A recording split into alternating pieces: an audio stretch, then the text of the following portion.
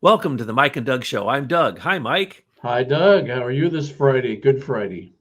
Well, I don't know why they call it good, except that it saved all of us. And I love the That's a good resurrection reason. of the Easter, but the whole mystery of the Good Friday is, whew, that's a deep one.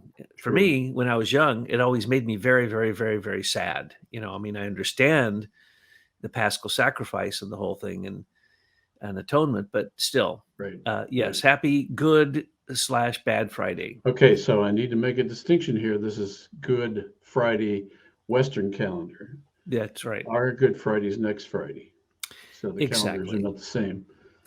Exactly. So, yes, it's a strange week. And, in the Waldorf schools that I used to work in, they inadvertently, unwittingly would always fire somebody like on Monday, Thursday.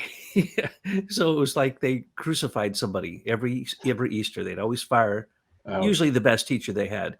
And so we see this happening now with what? The indictment of Trump, which we're going to talk about because today's talk is going to, at least in part, be addressing this, what I call the hanging judge or the kangaroo court led by Judge Merkin, because you have again not only found the pieces of the puzzle to create the outline, but now we're filling in the details. And why is it that every time we look at corruption, it leads us back to the Babylonian Radanites? It So, does. what can you tell us? You've done great research on his history and so on and so forth, but it goes much deeper than that, and we'll see where it goes today. So, tell us a little bit about this judge, would you?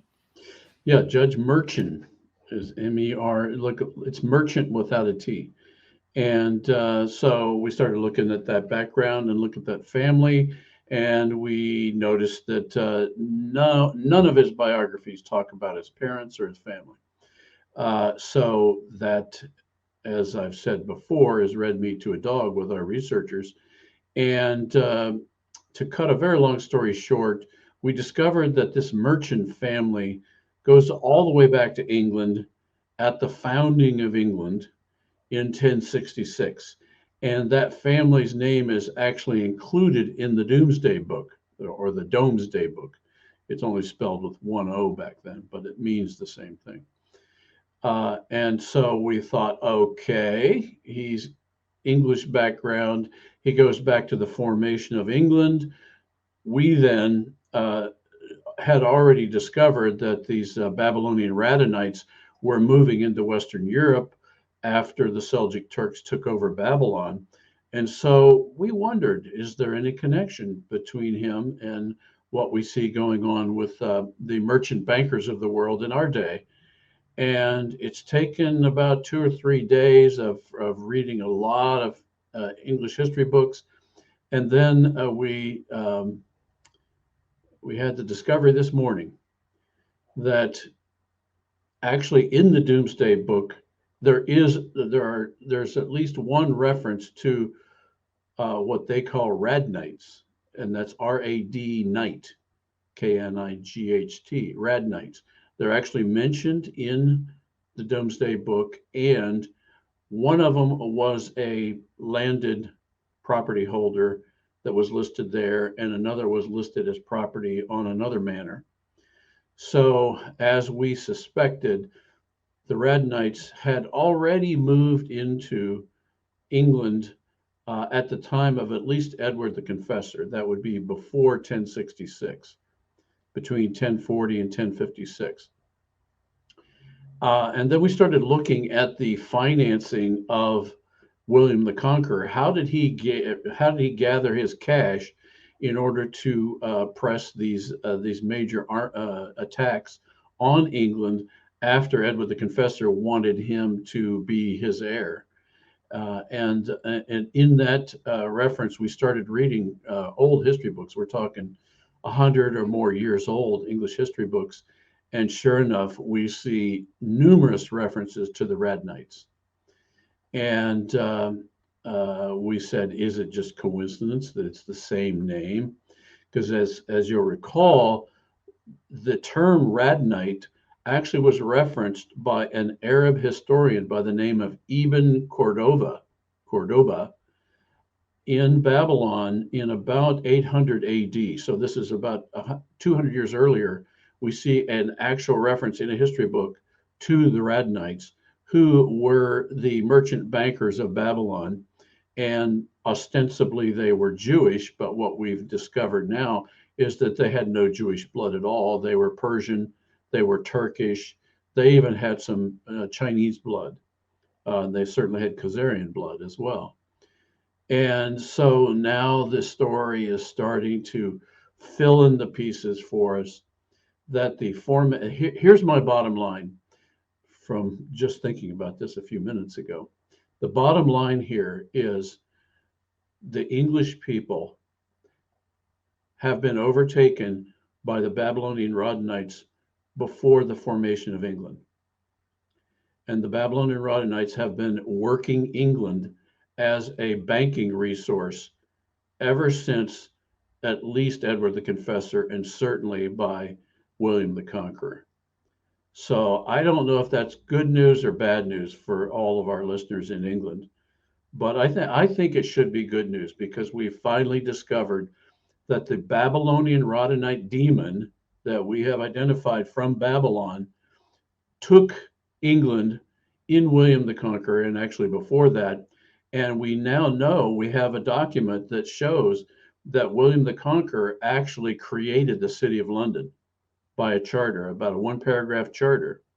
And in that charter for the city of London, they specifically specified that the only way you could become a member here was to be the son of a current member holder, and that would be passed down through the patrilineage from father to son.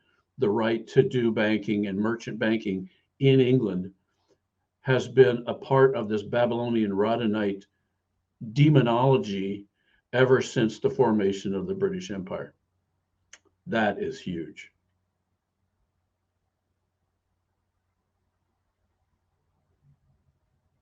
The doom of the Britons and the Celts and the original people who were in England, and the Normans. William the Conqueror was a French Norman, and from Normandy, and basically that means he was a Viking.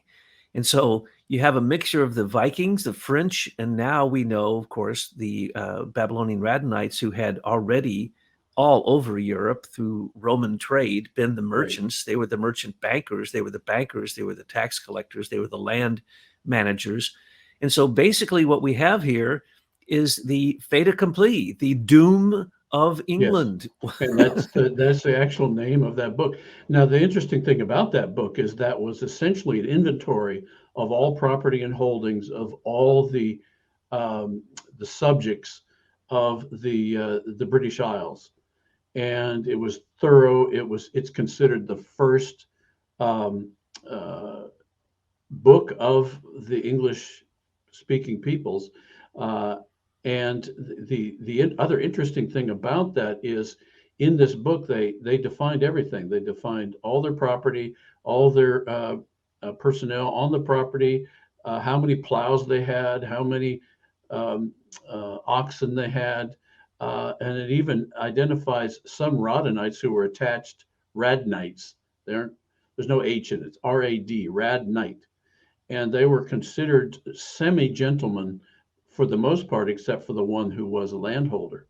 And I need to mention, since it started with Judge Merchant, the Merchant family was one of the holders of property in the Domesday Book.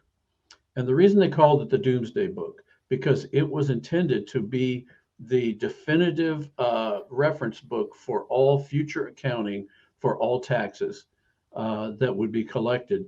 And the King William, wanted to make sure that he knew exactly what everybody held.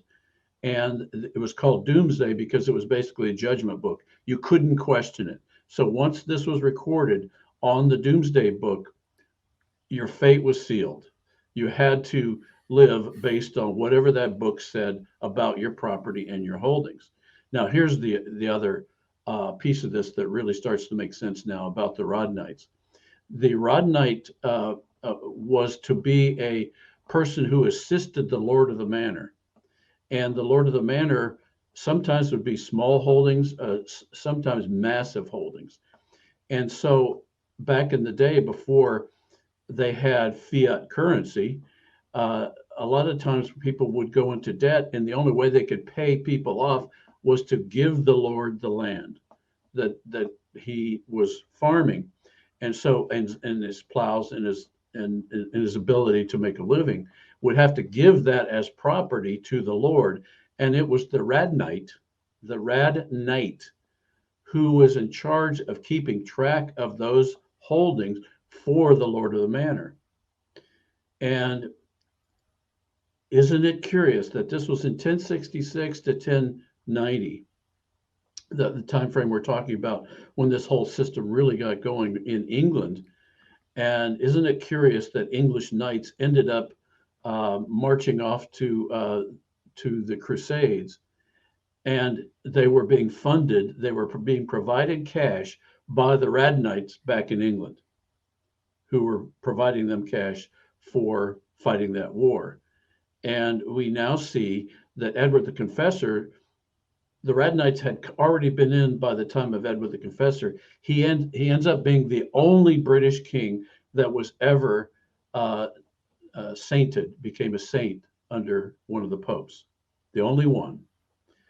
And it looks like the Rad Knights did a very key deal with the Pope around banking and the pressing of the First Crusade. So what we also can see is that the motivation for the Rad Knights to make sure the Crusades happened is because they wanted to retake Babylon.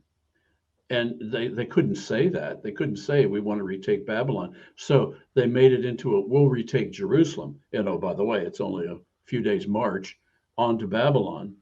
And I'm sure that that's what we're seeing here is that they really wanted Babylon back. And they wanted the Seljuk Church defeated. So once the First Crusade was over, a lot of the knights created basically city states in the conquered land, and it looked like as the future crusades happened that they probably would be able to expand and retake Babylon, and then the Red Knights would be all happy and they could go home. That never happened. But what we see is they formed the City of London out of the first charter of William the Conqueror. And what we can now see is an exact lineage of people who ran the City of London, the Lord Mayors of the City of London, all the way from its very formation in 1050, 60, all the way to this day. So they have kept clear records of all of the people that ran their Babylonian Radonite demonology ever since the formation of England. So England has been captured. England was captured before it ever had a chance to succeed as a separate empire.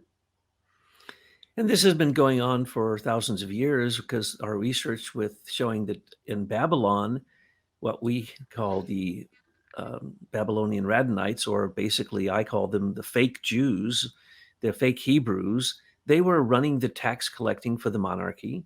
They were running land management for the monarchy. They were doing the coinage for the temples. And basically, they were hated by everybody, but at the same time, they were given such power, they were called merchants or royal merchants or merchants of the temple. Mm-hmm. And so you can see that from the beginning, even in the Assyrian captivity of the Jews and the first and second Babylonian supposed captivity, which we've demonstrated probably wasn't any type of captivity at all, right, seeing that they became the royal merchants of the monarchy. How was it that these Hebrews, supposed Hebrews, who were, as I've often said, bred out of existence through the Assyrian captivity and then later the Babylonian captivity, who we now find they changed their names so that their names would be Babylonian and have no association with any Hebrew names. Why? Because it was a subterfuge. It was an infiltration. It was the same old that we are seeing right up till today with the judges that are appointed in America. And Judge Merchant. He is really part of this. And so when the Babylonians, they followed, the Babylonian Radonites followed the, even before that, they followed the trade lines of the Roman Empire. Everywhere the Romans were. So in Europe, on the Rhine, on the Seine, on all the rivers, wherever the trade was going on, these tax-free, they didn't tax these Radhanites, and they called themselves Ashkenazi when it was in Europe. Right. But That's the again, other key piece of this. we've demonstrated that Ashkenazi is just made up. It's a complete Yep. made up lineage. We know that these people didn't pay taxes. They collected taxes. They controlled land management. They controlled banks. They controlled merchant banks. They controlled the coinage. And the Baruch family, which is the real name of the Rothschilds, well, that wasn't a name of a family. That was the name of a town.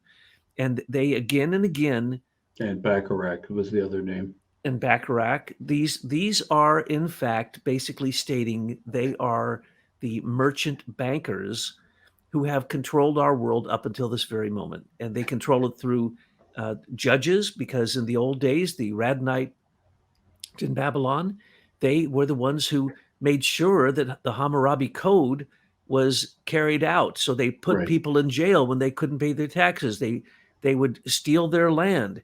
And so later we know that with the Ashkenazi Jews, with the Sephardic Jews, with the Jews in northern Before you jump over that, I forgot to mention the Ashkenazi piece because they called them Radnites in the Doomsday Book and in other histories.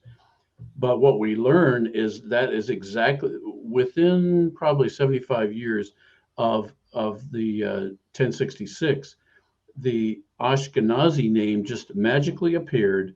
And at that very time, the historians, I think fake historians, have all said that the Radnites just disappeared and the Ashkenazi emerged. And the Ashkenazi emerged speaking Yiddish.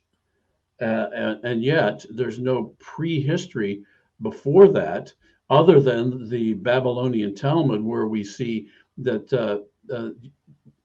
this variant of Judaism was created in Babylon, and this trading language was created called Yiddish. And so that was all coming into existence right at that time that England was formed and the city of London was formed. And so I think what happened is these pagan Babylonians realized they couldn't make their way forward by calling themselves pagans. So what they did is they subsumed Judaism as a name, as a reference, in order to have a semblance of respectability. And I think that's how they have carried that forward, and it's worked very well for them. Yes, and our Babylonian studies indicate that the 9 gods of the Babylonians were they basically go from being gods to demons and demons to gods. And pretty soon, if you trace it back, you can look at the Chaldeans, the Sumerians, the Akkadians. You can look at all of the different cultures that were there. They learned how to take religion, manipulate it, and turn it into literally demon worship. Hmm. And so we can see that, and we can see the tracing of that, and that might have something to do with why the Khazarians chose Judaism, which by that time was all basically diluted to the point there were really no more Hebrews. So it was kind of just a pro forma decision to say, well, we want to be merchant traders, we want to be merchant bankers, we want to control the Silk Road, we want to control the power that controls the monarchy. So you can see this is now so clear because you have discovered in the Domesday Book, which I again will repeat my little joke here, that it's the doom of England. Yep. When these Radhanites who were controlling the Normans, the French Normans, and they were Vikings. It was the great Viking Rollo who came and basically took over Paris and became their defense minister, as well as then later they controlled their money. They controlled the money for war, as you pointed out, with the Crusades. That was money that was donated to the Crusades. And who handled the money? Radhanite Babylonians. Whether it was in Constantinople, Venice, Europe, it did not matter. When the Crusades were declared it doesn't matter who they're declared by, but when they were declared by these saints, supposedly, then most families would take one of their sons and they would say, you're going on the crusade. And they would take their land, their money, everything they had, and give it to the Crusades. And who was managing that money? And yes, and the Pope couldn't handle this money because This money was also involved in usury and banking and merchant banking and buying war materials and as well as providing provisions along the entire route from Europe. Sometimes they would march all the way via land all the way to Constantinople. Then they'd have to buy boats. Who sold them the boats? Those would be Venetian Jews, called Jews, which they weren't. They were Babylonian Radanites, Constantinople Jews, which at that time, of course, were called Byzantium. But the point is that this is the same exact thing that happened. Who do we think gave the money to William the Conqueror? Well, it would have been the merchant bankers. Correct. And then what did they do? Your discovery in the last few days with the miners is just amazing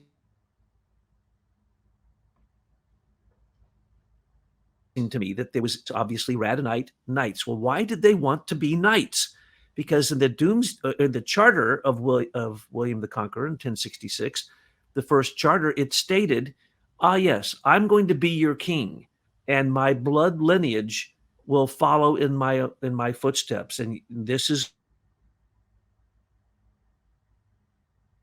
that all of you merchants, all you mercers, all of you guilds, which they called livery at that point, we're going to say that it's a bloodline that goes on with your son, as you've pointed out. So from father to son, this bloodline goes on to this very day.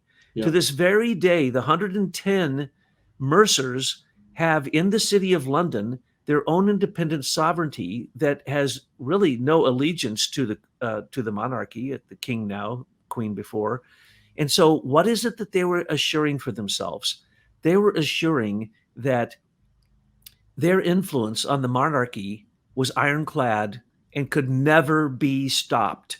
And, Right. and what else did they do? They took their evil machinations, which is called being a merchant or a royal merchant or a merchant of the temple. And remember, the English, the monarchy, they, after King Henry VIII, they had their own religion.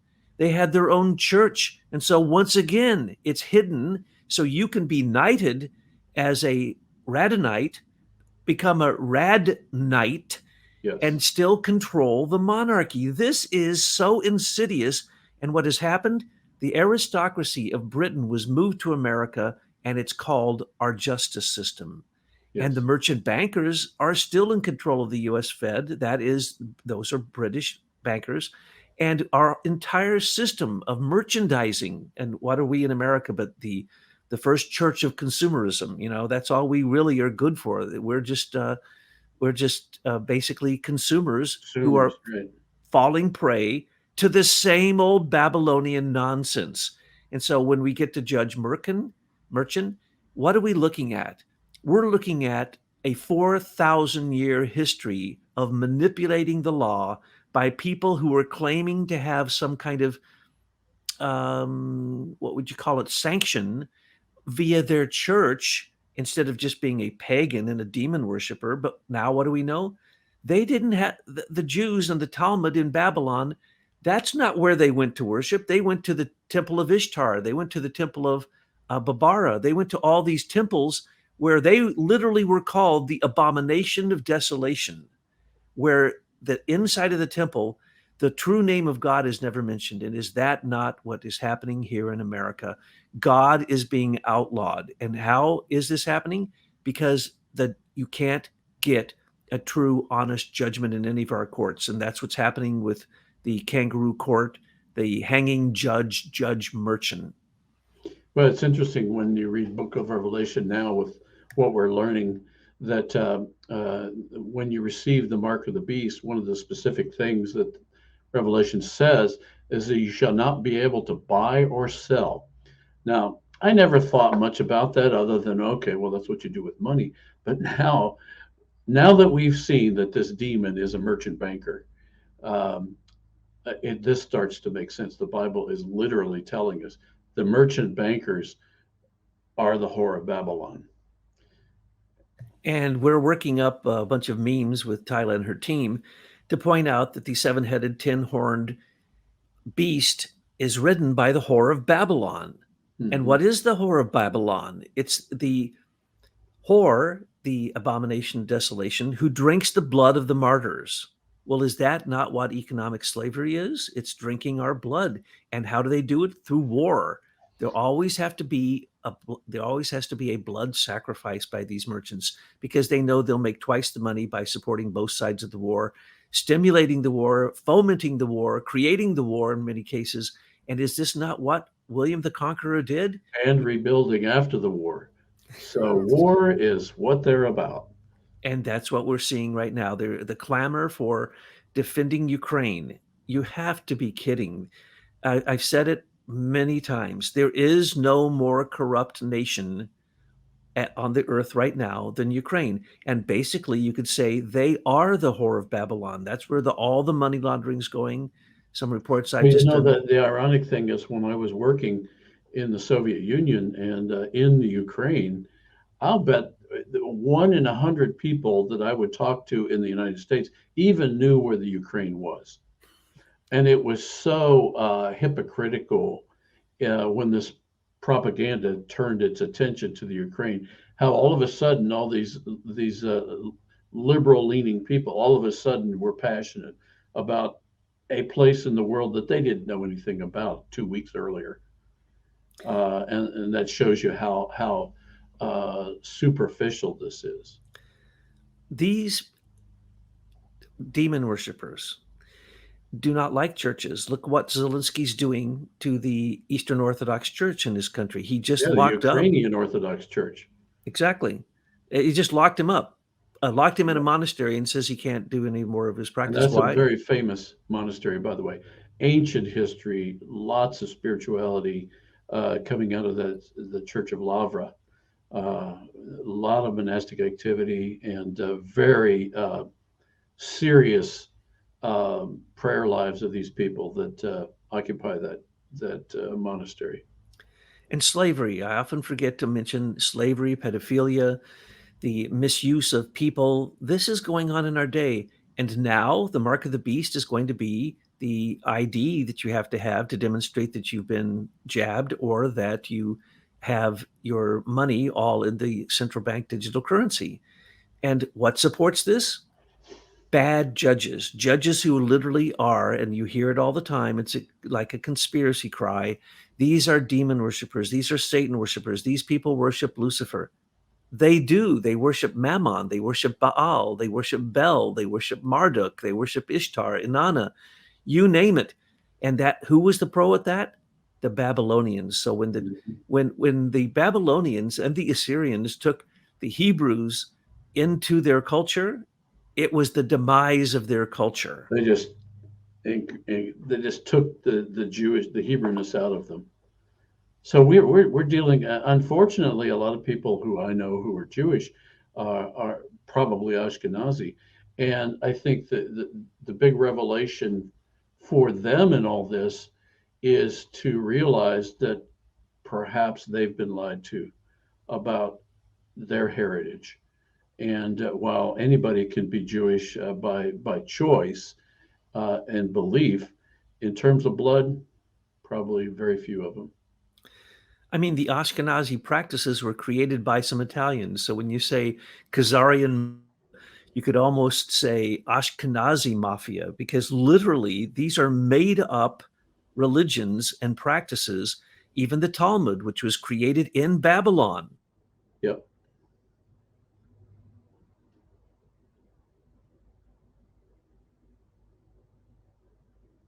For who?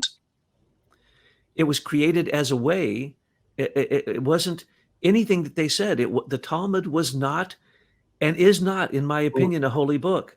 if you look at the Talmud and actually read it now with some of this awareness of usury in mind, the Talmud was one big what's the right proof attempt to excuse usury and to acknowledge that the Torah railed against usury, but say, well, but over here in this kind of situation, it's probably okay. And then probably in that one, but this one you might want to stay away from. But then maybe it's not so bad. And especially with people from another country, they don't kind of, it was all this lawyerly gobbledygook that just takes any principle and just turns it on its head. And that's the way I read the Talmud. It was a justification for usury. Absolutely. And it was a justification for economic slavery and for credit for merchant bankers. And we have demonstrated also that these are investment bankers. They actually held the gold of Solomon, which was never turned into coins, which we've pointed out. They were Mm-hmm. shekels and drachmas of silver at that time. So you can read how there is gold, tons and tons and tons of gold by Solomon, never turned into an Israelite coin, a Hebrew coin of gold, never turned into a gold coin in Yeah, where Babylon. did all that go? Yeah. So it basically is the same old thing. It's called economic slavery. And now we say this all the time. People rail against this, and they're called conspiracy theorists. But the fact of the matter is that when William the Conqueror took over, attacked and took over England, the Britons were basically thrown to the gutter. Can The I point Celts were out though thrown to the gutter. can I point out that he was French, and although he did attack England, there were lots of people in England during William the Conqueror that were claiming to be king, and not William, Edward the Confessor, before him, and there were various people vying to be the king of all England, and Edward the Confessor was one, and William the Conqueror was his chosen successor. It wasn't like he just was going to go usurp Edward the Confessor. So when Edward the Confessor died in 1066, that's when the army came. Yep.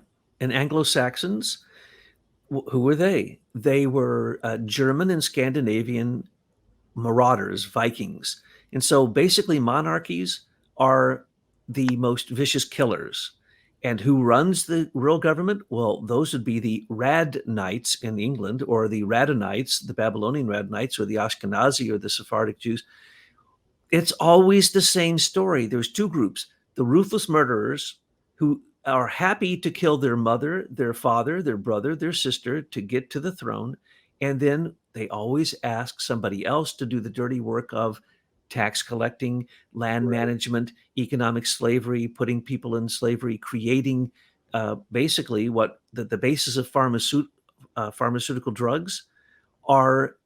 Basically, it's a war technique of poisoning the water of your enemy to try to kill them with a biological weapon. Oh, That's still going on. by the way, I just got done reading this before coming on here, and we're reading through the land holdings in the book, the Domesday Book, and one of the largest landholders in England was in the area of Gloucestershire, which was near where I lived. And this person listed something like 27 Radnites were a part of this estate. So it must have been enormous to have that many people managing the land, collecting the taxes, collecting the rent, and the like. And wouldn't you know it, Gloucestershire is the site of GCHQ, which is the British NSA. And if you look at their architecture, it's one big all-seeing eye when you look at it from the sky. And isn't it ironic that that group of Rodnites, and the other issue there is that area of Gloucestershire has the distinction of having the scientist who first invented vaccines out of that same area. We have demonstrated that Lord Purbright is a nice way to hide the name Rothschild, or Yep. de Worms is a nice way to hide the name of, and Baruch and what was the other one? Bacharach. Bacharach. So these names are lies, and that's the reason when these Jews, fake Jews who are actually Babylonian Radonites, receive their peerage, oh, they always hide it behind Lord Purbright, Lord de Worms, Lord this, Lord that, and you wouldn't even know Right. that they were Well, I didn't. supposedly the court Jew, as was called, the court Jew. And then you look at charters. The charter of William the Conqueror. Oh, well, who gave him that? There's no divine right of kings. That's complete and Well, absolute insanity. He was challenged for another decade after he marched to London. Actually, Winchester was the seat of power in England at that time, but he went into London and proclaimed himself king at Westminster Abbey in December of 2066, or no, 1066. And yeah, I mean, they after that, various people around the British Isles claim separate kingships, and so they've battled over those for another decade. Absolutely. And you can, the concept of the divine right of kings for vicious, aggressive, murderous monarchies, which supplant each other again and again, and they've ignored the charter, the first charter of William the Conqueror, because the French don't. That isn't the lineage that has fed us to the House of Windsor. That's a German lineage from the House of Hanover. And so Mhm. again and again, anything that the person who sits on the throne in England for the United Kingdom is anything but a Briton, anything but an English person. Right. They were Anglo-Saxon, they were Jutes, they were Scots, they were partially French, Danes, Danes, Danes, Vikings. anybody but the Celts or the Britons, who are actually a very good people that I applaud. But the monarchy has basically been a group. For instance, look at the British monarchy with Henry VIII, because he was an abomination of desolation, because he was a whore of Babylon, because he had to have one wife after the next. He created his own church so that he could Hmm. be a force against the Vatican. Because why? He knew that the Vatican, their claims to having any kind of divine connection, was abdicated by the fact that the popes again and again had many bastard children, many wives. They were the leaders of armies. They created more wars than anybody can shake a stick at.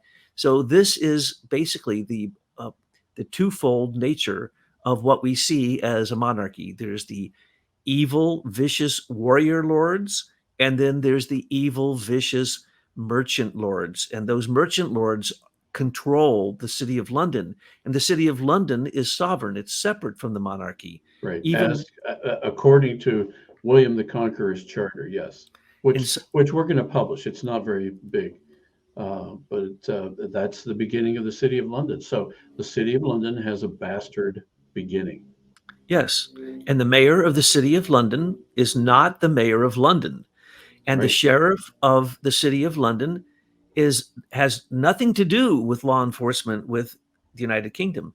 So these people every year they come out, they put on their ancient garb, and this is a lineage of families. We've often called these now we're adding the word merchant, banker, warlord lineages.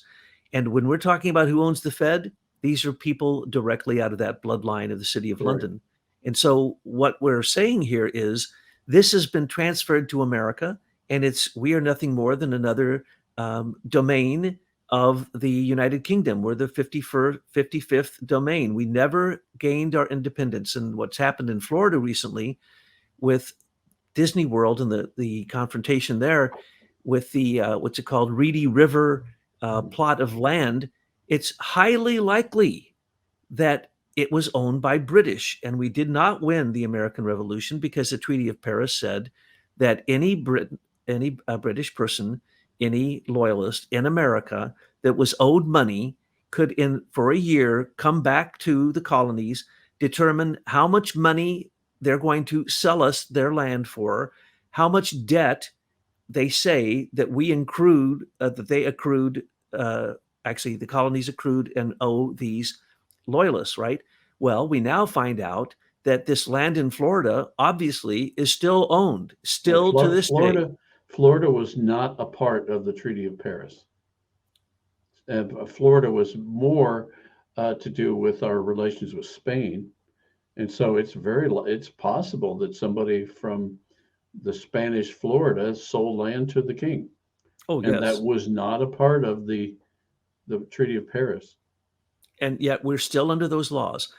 So when we hear people say that every single state is a corporation and that corporation owes their debt, which is usually a war debt, to the federal government, then really the federal government is an agent of the Queen, of the Absolutely, monarchy, that's King true. Charles now.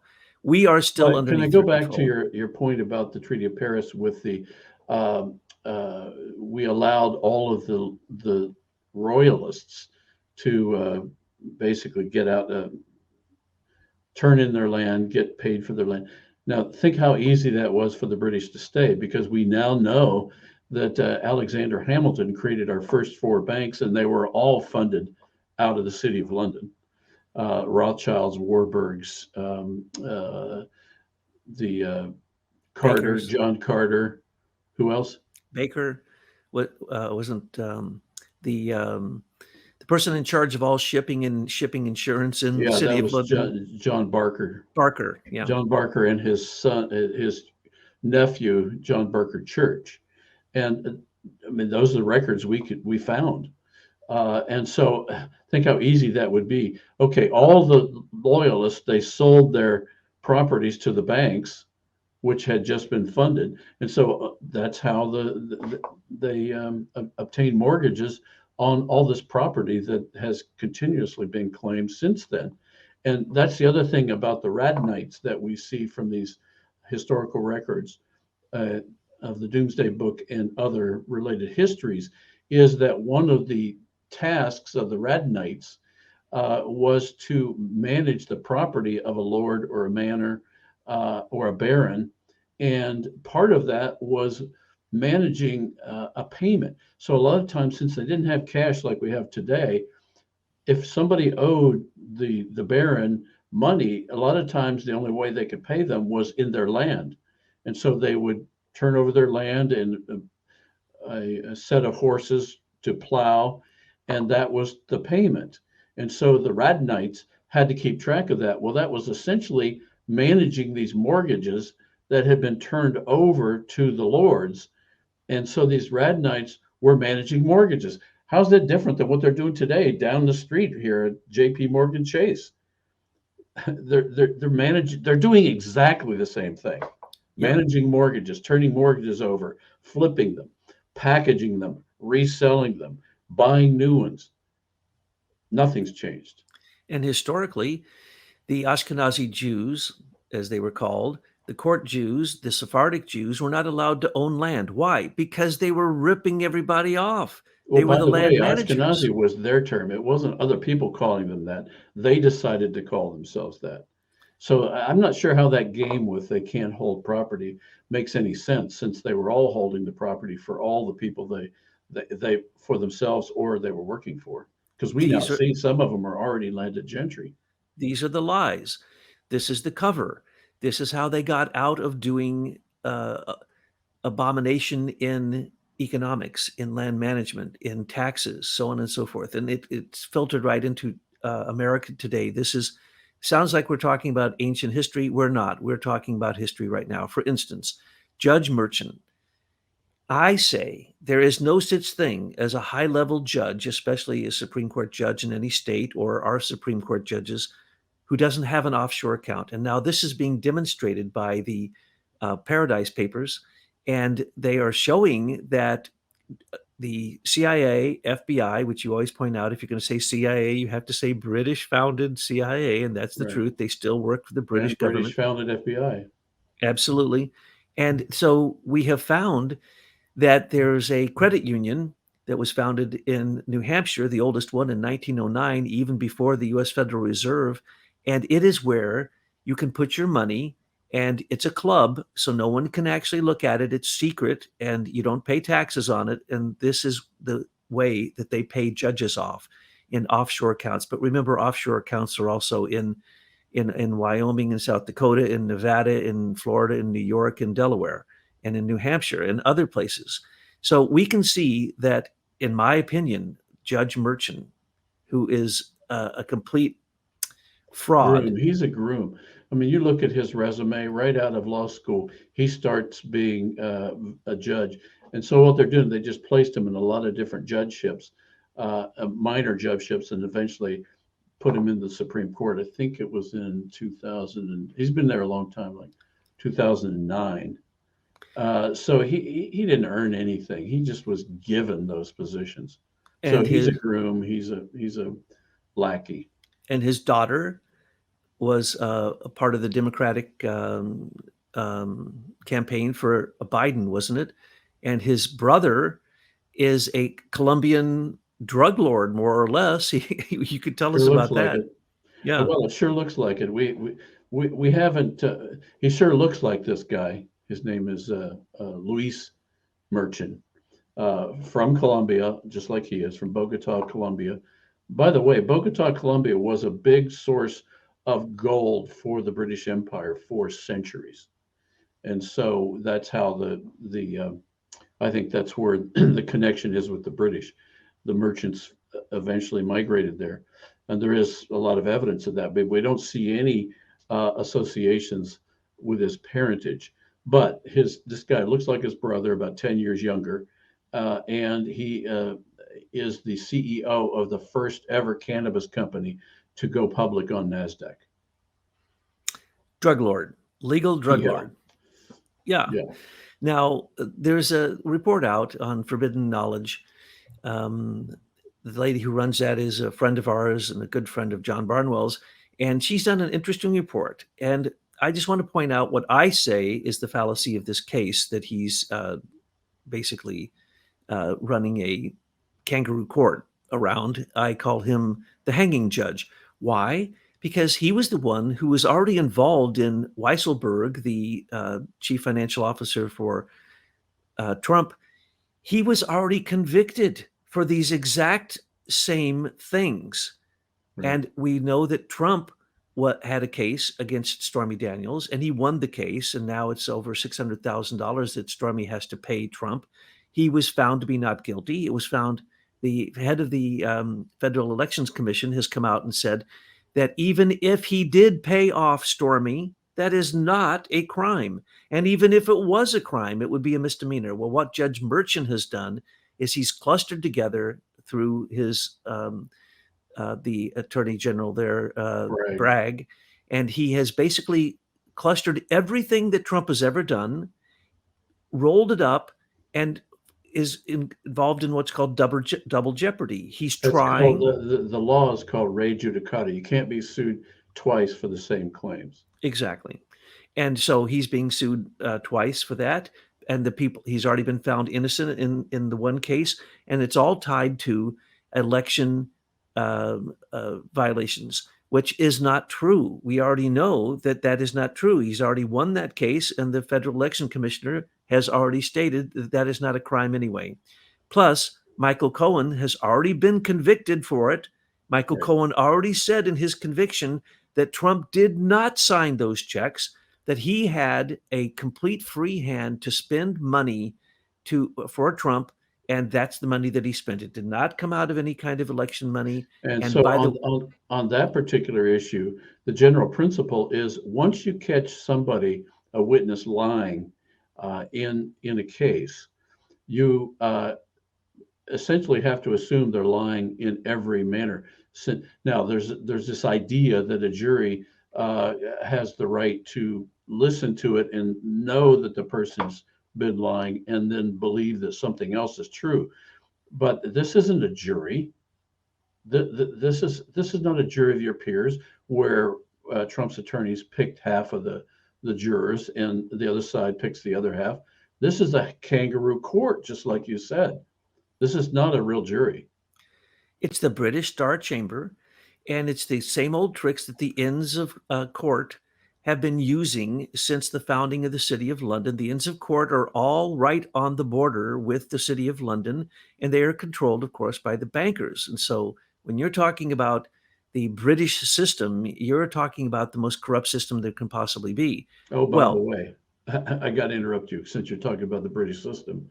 We also, in the Domesday Book, there's references to some of the key players, especially the one, William the Conqueror went back to France the next summer after 1066 and left basically a regent in charge.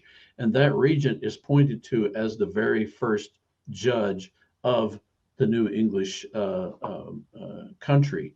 And that was the origins of the current King's Court or Crown's Court, is that same corruption that England has been suffering from ever since its inception.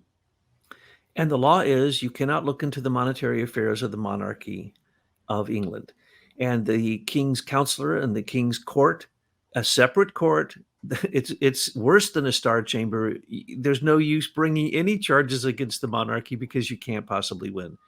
So Forbidden Knowledge had pointed out that some of these things all lead to what I'm going to tell you, which is kind of sad, shocking, and stupid, but you pointed out it's perfectly legal, which is that not only the double jeopardy, not only retrying him for things that he's already been found innocent for, not only taking the fraudulent Michael Cohen, who admitted that he was the one who made all those payments, and people forget that it was a George Soros non-government organization that said they'd pay $275,000 to any whore who wanted to come forth and state that they had had sex with Trump. This was Right, I remember that. remember they interviewed like 12 different prostitutes, and Stormy and the other one, I can't remember her name, both came forth and brought these charges and said Trump did this. One of them backed off even after she was paid. Stormy was paid to come up with these lies.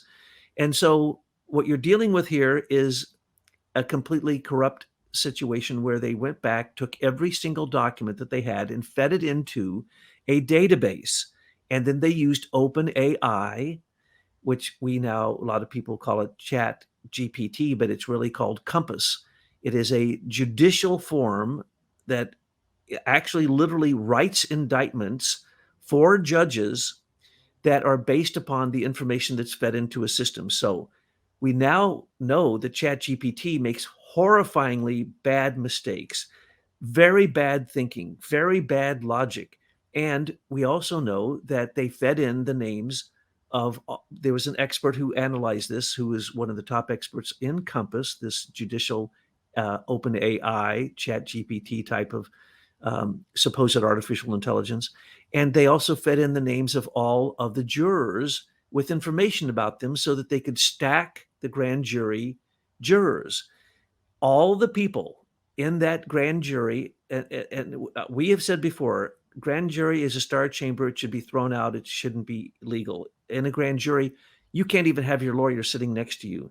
You are considered guilty before you ever have a chance to defend yourself. That's the way that it works. And in this case, they made sure to stack the jury, and they made sure to take every single document that they could concerning Trump, whether it's already been used in another case and found to be not connected to Trump, like his Weisselberg. He admitted he went to jail for 5 months. He paid over $1 million in fines for rigging some of the finances of the Trump organization. Well, that is ridiculous. So when the AI Compass kicked out the indictment, it didn't seem to notice any of these things that we're pointing out, and it didn't notice that this wasn't a federal case. Alvin Bragg has already said he used federal money, and that this is a case that is a federal charge, and he has no jurisdiction for that. So the entire case actually has no standing. It's all based upon fake nonsense. The indictment was written by a very faulty AI, and it doesn't matter. He'll probably still be convicted. The general rule of ethics is that you can't bring a frivolous lawsuit. In other words, there's nothing there. But almost no judge rules on that. It's called Rule 11. And it says you just can't sue somebody for any reason. You've got to have legitimate claims. And so what we're seeing here is the abortion of any semblance of ethics among our attorneys. And I realize I'm being redundant here, or it's an oxymoron. But all you have to do is dress up a filing to look legit, and most courts are going to assume it's legit, and they're not going to throw it out on Rule 11. That's something these judges could do. They almost never do it. So they let it carry on and go on for weeks, go through discovery for years, go through discovery, cause both sides to have to spend all kinds of money. And then eventually, once they get all the evidence out there, somebody will file a motion to dismiss or a Rule 11 violation at some point. But by then, it's a sham. And so Rule 11 sounds good on paper, but it doesn't work. These judges need to do. Where's John Roberts in this? Why isn't he disciplining the court system? Well, he got his payoff in Malta, as we pointed out, and those were bearer bonds. And so some of them don't have offshore accounts. They just work in bearer bonds, which are as good as cash, and huge amounts of money can be put on one piece of paper and Right. carried because he has, of course, what he had. They can't search his bags because he has a diplomatic immunity. And so what is going on here is what they say the whore of Babylon is doing. She's the abomination of desolation. She drinks the blood of the martyrs, and she rides on the great beast with 7 heads and 10 horns. And that's what we're seeing here. This is the abomination of desolation in the justice system in America, because abomination of desolation means that in the church they do not worship God. So the very reason for having the church is an abomination because God is not worshipped there. And that's what the Babylonians became experts at. The Ashkenazi, the Sephardic Jews, the Babylonian Radnites, the Khazarian Jews, all of them, they are experts at this. And now we see this happening with Judge Merchant. This is the abomination of desolation in the realm of the judicial system because there's no justice here whatsoever. This is nothing more than a payoff to literally pagan gods, literally demons, because when you're working on this level and you are basically persecuting people, it is no different than the Radonites in Babylon when they were putting people in jail for not paying their taxes, or because they confiscated their land because they wanted the land, not because the people had done anything wrong. So this is what we're seeing. It's consistent across America, and it is a system that we call connected to the British Pilgrim Society, and we've delineated exactly who those people are, how it works, but now we found yet another piece to the puzzle that really fills it all in so that when you're looking at this, you can say, yes, this is pure evil, and not just say it because you feel it, but because you know it. Totally true. Here's my request for all of the people who hear this in the United Kingdom, that you really help us with this investigation and start looking through your historical records and start pulling this stuff out, because I think that what we're seeing here is that the legal authority for what William the Conqueror brought to England was in fact fraudulent. And he didn't disclose that he already had relationships with these Rodnites under Edward the Confessor. He just sort of let it slide in. And then what did he do? The first thing he did, or almost the first thing, was he gave a charter to the city of London and made it a separate entity. And we are suffering from that demon to this day.